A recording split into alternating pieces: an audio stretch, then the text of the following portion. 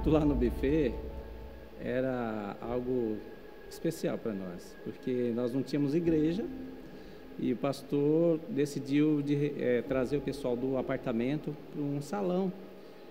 E nesse momento a gente congregava lá na igreja de Guarulhos, juntos, e estava iniciando um novo trabalho aqui, né? A partir da casa da irmã Loide, que foi quem abriu o apartamento, e aí surgiram ali 20, 30 pessoas, 25 pessoas em torno disso, para um início, e ele alugou um salão aqui na Simão Álvares, próximo aqui da igreja, 2 ruas para cima, na realidade.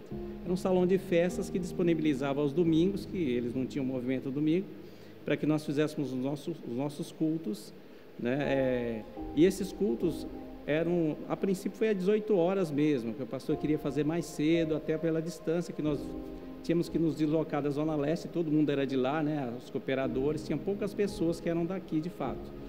Então, como nós tínhamos que montar a caixa amplificada, os microfones, isso ficava guardado, a gente tinha que acomodar no carro, trazer, montar os microfones, né? Na realidade, nós tínhamos um microfone, né? Falar os microfones, nada. Um microfone, uma caixa amplificada e um violão que foi cedido, que tinha um adesivo do Papaléguas no violão. Era muito engraçado aquilo. Acho que era de algum jovem, de algum adolescente. E nós não tínhamos quem tocasse, né? E o pastor Janduí, ele toca. As pessoas não sabem, ele toca. Não muito, ele não é um exímio tocador, mas ele tinha, assim, pelo menos umas 10, 12 músicas que ele conseguia fazer com 4 ou 5 posições do violão. Então, ótimo, a gente começou com isso.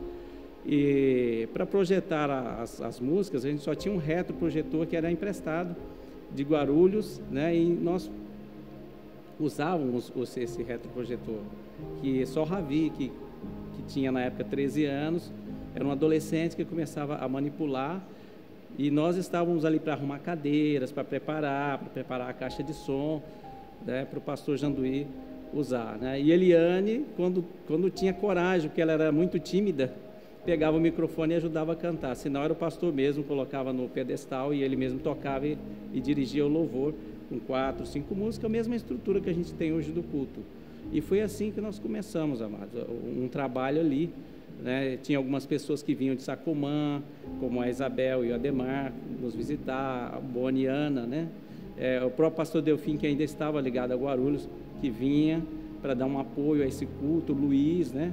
Que era outro irmão lá, que nos ajudou bastante no começo, né? O Luiz e a Marcela, e nós colocávamos tudo. Na época eu tinha uma Towner Júnior, a gente enfiava equipamento e 7, 8 pessoas, e vinha mais um carro, e a gente conseguia trazer todo mundo com equipamento e tudo até a igreja. Até que o pastor disse um dia, Edmar, vai até o centro da cidade e me compra mais um microfone, que a gente só tinha um, né? E eu falei, pode deixar. E fui até o centro da cidade, e quando eu andava na calçada da Santa Ifigênia, e para comprar esse microfone, o pastor tinha ido para o Nordeste fazer um trabalho lá na Donep, e ele estava lá aguardando um resultado. Isso era uma sexta-feira, e quando eu estava para entrar na loja, eu passei em frente a uma loja de som profissional, o Espírito Santo falou, entra aqui. Eu dei uma parada, falei, nunca ouvi vozes, agora estou ouvindo vozes. E eu ouvi uma voz muito forte por dentro, para que eu estivesse conversando comigo mesmo, entra aqui. Eu entrei na loja, e ele disse, agora você escolhe o som que você vai levar para o buffet. E eu, sem entender aquilo, só obedecendo, eu disse, mas como assim? É para mim comprar um microfone? Ele falou, você vai comprar o som da igreja. Eu comecei a escolher 2 caixas de retorno, 2 caixas bem maiores, com alto-falante de 12 polegadas, comprei aquelas coisas assim já um pouco mais semi-profissional, uma mesa com 24 canais, um rack, um amplificador potente, um mixer. Eu fui colocando assim. E comprei um primeiro microfone de ouvido, né, axial, que ele colocou, aquela coisa grande, né, bem 18 anos atrás era desse jeito. Mas eu não sabia como aquilo ia se proceder, porque nós não tínhamos caixa para isso, a igreja não tinha arrecadação nenhuma para isso. Mas eu recebi uma voz que era para eu comprar, pessoalmente.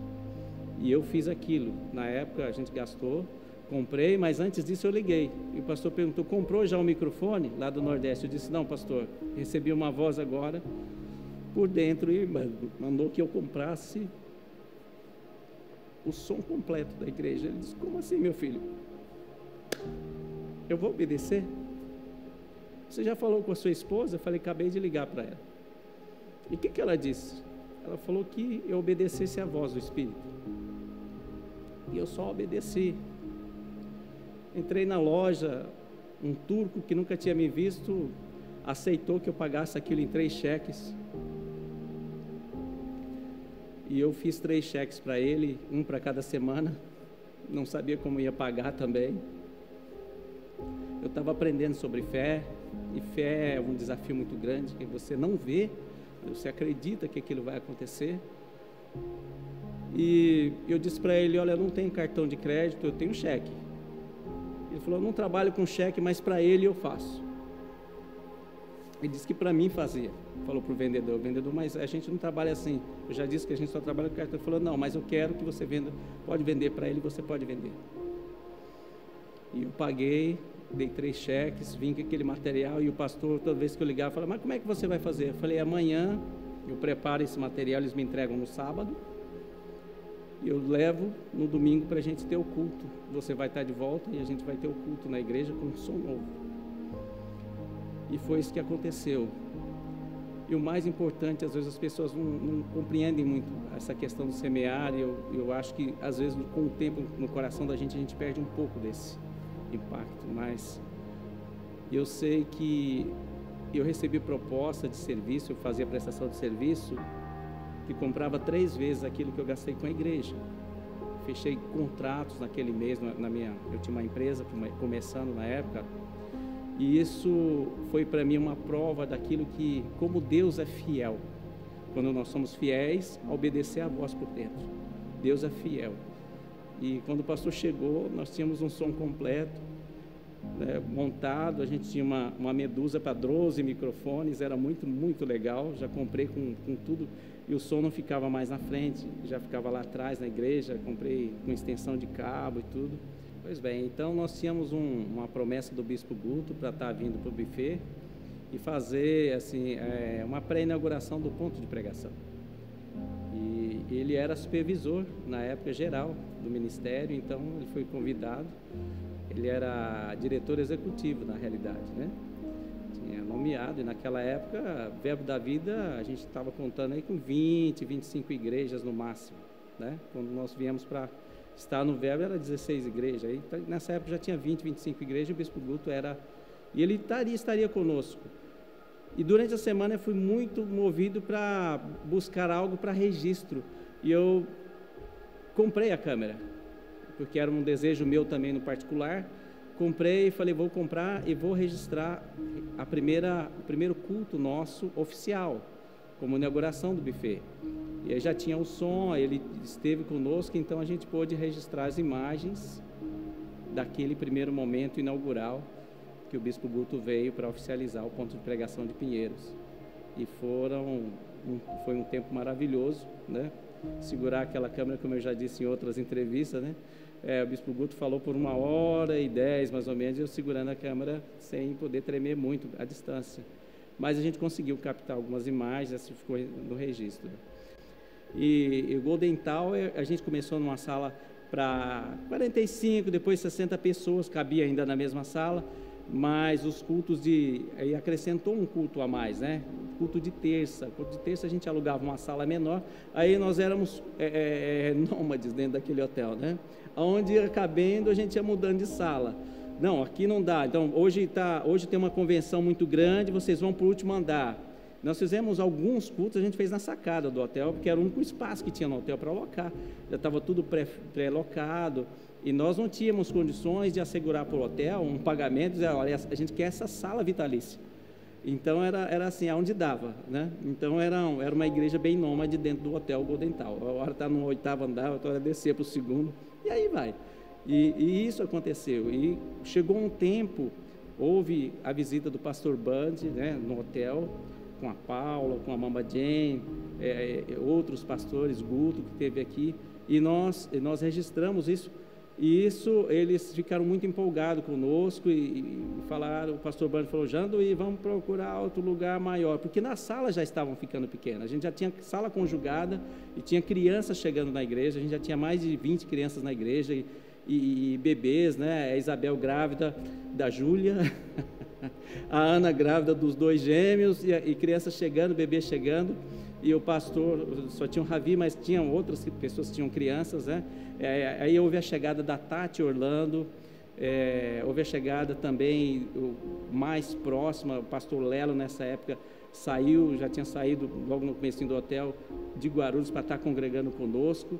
Então foram se assomando pessoas, né? Que eu me lembro, o pastor Delfim já estava como auxiliar nessa época, constantemente conosco. Aí foi nessa época que o pastor Paulo também veio.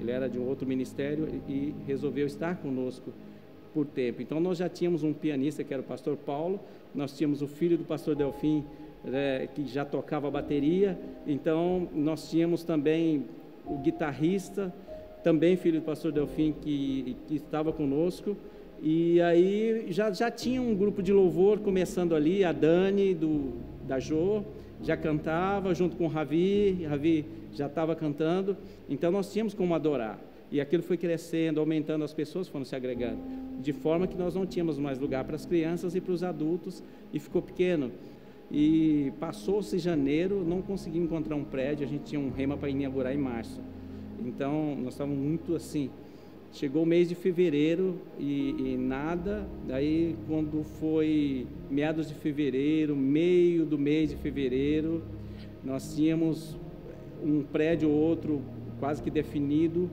a gente falou, olha, agora vai dar certo, aí o negócio não fechou. Aí eu falei, puxa vida, né? E agora? Chegou o final de fevereiro, e aí apertou bastante para nós, né? Nós tínhamos ali, faltando 4 semanas para inaugurar uma escola, né? E o pastor sempre ficou em oração, né? Oração, vai dar tudo certo, vai dar tudo certo. E eu pensando comigo, como vai dar certo? A gente não tem nada ainda na mão, né? E nós não tínhamos, e alguns prédios que surgiram de um porte um pouco maior, eles sempre tinham uma exigência muito grande com relação a valores. Uns queriam que fizesse um depósito muito grande de aluguel, etc. E isso era impossível para uma igreja que está crendo hoje para pagar amanhã. Então, não dava. Mas, faltando aí 3 semanas e meia, apareceu um prédio na rua Padre Garcia Velho. Um prédio que já estava fechado há muito tempo, muitos anos. O pastor me ligou e falou, olha, apareceu um prédio, eu estou indo com a Querrir ver, fique em oração. Eu falei, nós estamos em oração, vai acontecer. E ele disse, esse prédio depois eu quero te levar lá para você ver, nós vamos lá primeiro ver. E foi ele mais 2 irmãos, eu não podia, que eu estava no trabalho. Mas, enfim, conseguimos o contato com o proprietário, uma locação muito direta com o próprio proprietário, e esse homem milagrosamente abriu portas para nós. Pela mão do Senhor essa porta foi aberta, porque nós não tínhamos valores para que compreendesse uma locação do estilo tradicional, por imobiliária, pagando todas as taxas, né? Era muito pouco. E nós nos organizamos em grupos, o pastor viajou para o Nordeste, né? Deixou a Eliane e a Sâmia tomando conta daquele mutirão. Aí foi muito engraçado, porque a Sâmia e a Eliane com medo de rato e barata mais que todo mundo, né? E a Sâmia meio ali, um pouco com destemor, mas com medo também, mas nós conseguimos umas 30 pessoas para estar retirando tudo aquilo. Mas quando nós abrimos e entramos, olha, irmão, o cenário é muito difícil, né? E os irmãos entraram e falaram, o que é aquilo? É um polidense? É uma coisa assim, estava tudo montado, tinha bar americano, tinha tudo lá, era uma boate, era uma ex-boate que estava fechada há muito tempo, por questões deles lá. Então a gente encontrou passagem secreta do caixa, saía subterrâneo no andar de baixo, era uma coisa assim muito impressionante que tinha naquele lugar. Então vamos arrancar tudo isso, vamos deixar um vagão só, vamos deixar só o galpão. O pastor falou que é para tirar tudo. Um pastor de Guarulhos vem nos ajudar na parte, o pastor Nunes, que era eletricista, foi fazer a parte de elétrica. Eu estava ajudando também, que eu e Oswaldo também era da parte elétrica. A gente quase foi eletrocutado, que depois de desligar a chave geral, a gente pôs o alicate numa rede, né? E quando eu grudei o alicate, pensando que estava tudo desligado, mas tinha gato naquela ligação, tinha ligação feita direta, eram coisas assim difíceis para a gente cuidar. E nós conseguimos, em prazo recorde, que o Rema fosse inaugurado. A igreja se inaugurou no final de semana e segunda-feira já começou as aulas do Rema, né? E nessa época a gente já tinha conseguido um retroprojetor. Eu consegui, via cabo RCA, mandar imagem e som para o andar de cima. E ali o Data Show, ele projetou na parede aquelas imagens, né? E conseguimos replicar um culto num telão no andar de cima, porque também o mezanino estava lotado, né? E foi bom também, porque é uma experiência nova com tudo aquilo, com filmagem, imagem, eu não tinha muito, eu fui só aprendendo com isso. A gente conseguiu replicar as imagens. O pastor comunicou para a diretoria, e eu fazia parte da diretoria já, e ele comunicou a dificuldade dos pagamentos. Quando ele fez uma reunião conosco, logo depois da inauguração, ele disse: olha, irmãos, eu dei muitos cheques, gastei 2 talões de cheques aqui, tenho 25 cheques na praça, tudo pré-datado. Pastor, e agora? Como vamos fazer? Ele falou: não, Deus vai honrar. Mas eu vi que aquilo tinha estremecido não só a ele, mas também a nós. E falamos: agora, né? Agora é uma questão de muita fé. E isso marcou para mim, porque nenhum dos cheques foram desonrados. Então eu creio assim que nós vivemos períodos na igreja, e todos esses períodos foram contados até a gente não suportar mais o público, porque nós éramos no departamento diaconal colocando cadeiras, e eu detestava colocar cadeiras na igreja, tirar e colocar todo domingo, que tinha montar e remontar. Dia de ceia, então eu tinha que remontar 286 cadeiras, 290 cadeiras, né? Às vezes cabia, às não, ficava debaixo da escada, né? Alguns de vocês sentaram lá e via, e a gente passou, quando a gente passou a porta de vidro, eu falei: pastor, já não dá mais, daqui a pouco estamos na rua. Desafios, eles sempre existiram para nós lá: tirar o gabinete, aumentar, colocar o Rema no segundo andar, aumentar as salas, né? Sempre foram desafios que nos acompanharam grandemente. Eu lembro a memória, e eu preciso lembrar a memória de um homem que mudou a história na correspondência da qualidade do prédio, né? Eu preciso lembrar do irmão Carlos.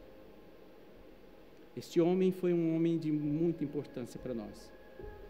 Ele deixou na memória hoje a Rosângela, sua esposa, e seus filhos, né? O Cacá e o outro. Nós podemos lembrar desse homem, como esse homem, ele fazia com qualidade, né? Nós fazíamos, mas ele fazia com qualidade. Então foram pessoas que passaram por nossas vidas e não deixaram vazio, deixaram uma história para nós, né?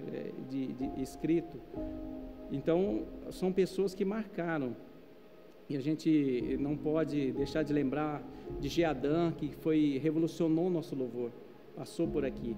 Nós não podemos deixar de lembrar de José Hilton e de Ítala, que passaram por nós também e revolucionaram o som da igreja, como equalizar melhor. Eu conhecia, mas ele comprou outros equipamentos.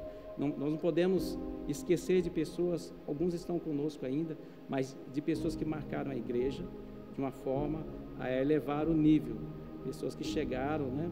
O próprio pastor Marinho e a esposa, que passaram por nossa igreja também, elevaram o nível, e também